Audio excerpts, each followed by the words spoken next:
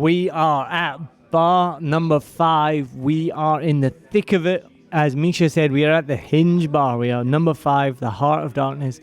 If we can survive this bar, we can survive anything.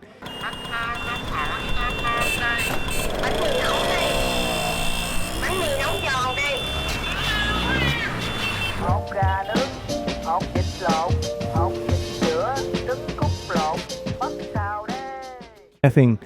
Now, I did criticize this bar on my podcast because they didn't give free water.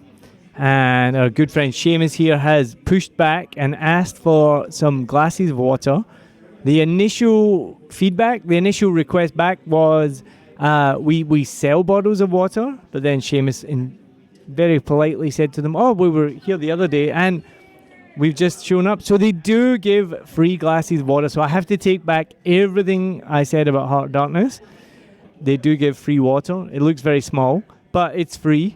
And that is responsible. So I take back what I said. I was very harsh. I said it was immoral, which it is immoral if you don't give free water, but they do give water. So that is amazing. So cheers, everybody.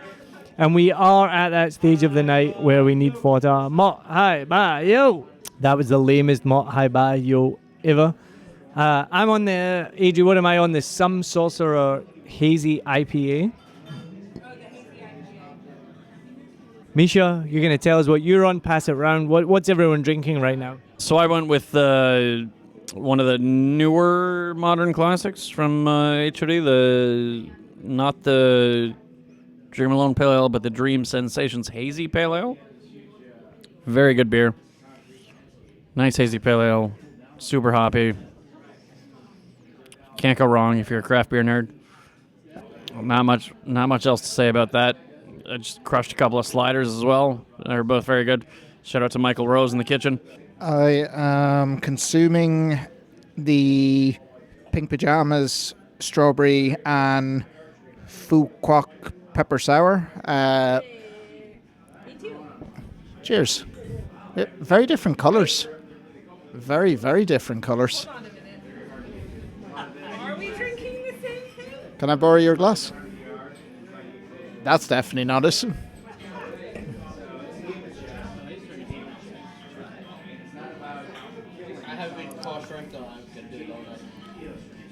Mine tastes like a sour. I don't know about yours. Yeah, I think I might have to go back and check on this one. What does yours taste like? Remember, if you come to Heart of Darkness, to politely ask the staff for free water. Politely. Sour beer, that's a beer that's got... I'm drinking Pink Pajamas.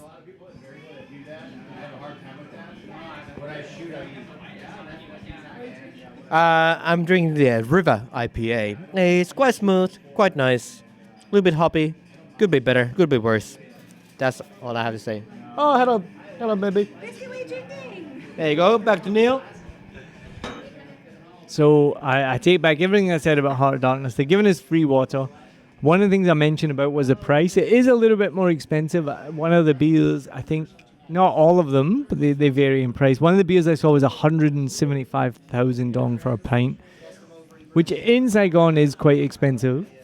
I just did the maths. It works out to about 11 Australian dollars for a pint, which when I was in Australia recently, you would expect to pay about $14 a pint, so it's still cheaper.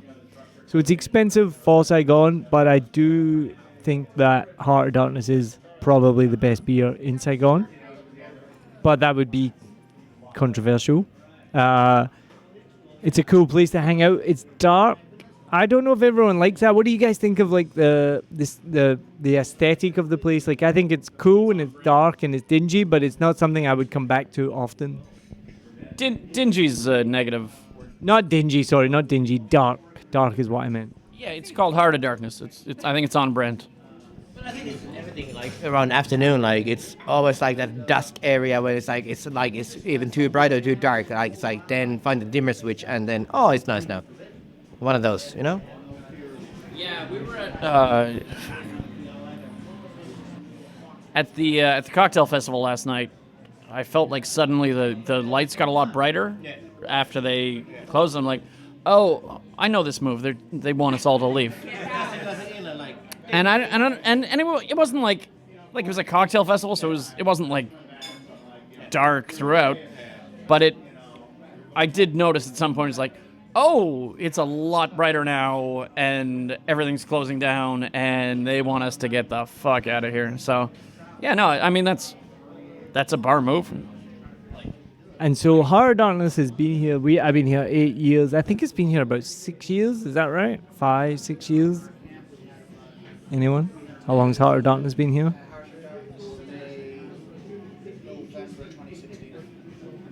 So 8 years? Shit. All right. So it's maybe been here nearly 8 years since we got here.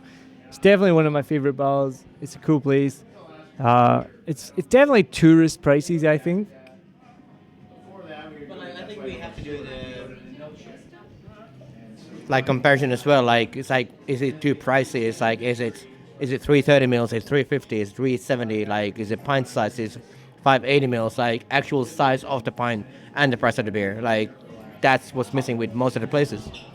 So I'm showing myself up here to be someone who's cheap and Scottish and an alcoholic, but I do that maths. Like I'll be like, okay, how much is it per 100 mil or per 500 mil, whatever it is, because it can be confusing because every bar has like different sizes and different prices. So sometimes you'll be like, oh, that's quite cheap, or you'll be like, oh, that's quite expensive. But then you do it by size and you'll be like, oh, you know, that's quite reasonable. So as I just you didn't hear me, I was just saying how I compared it to Australian prices. It's definitely cheaper than Australian prices.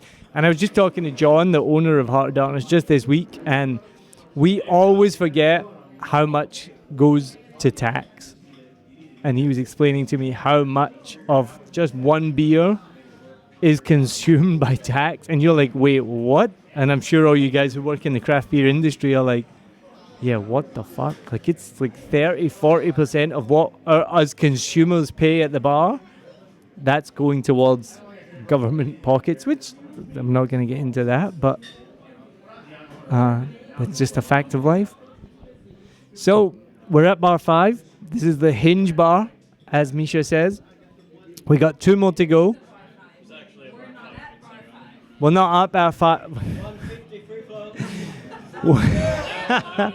So it's just been pointed out to me, we are not at bar 5 because that is a very specific type of bar in Saigon, which has 150k free flow.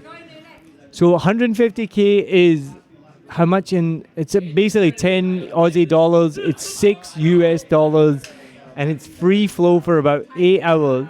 And when I did a YouTube video recently, I was going through Pasteur Street and I said that there were some gully bars, and YouTube translated it as gully balls. So we now call them gully balls.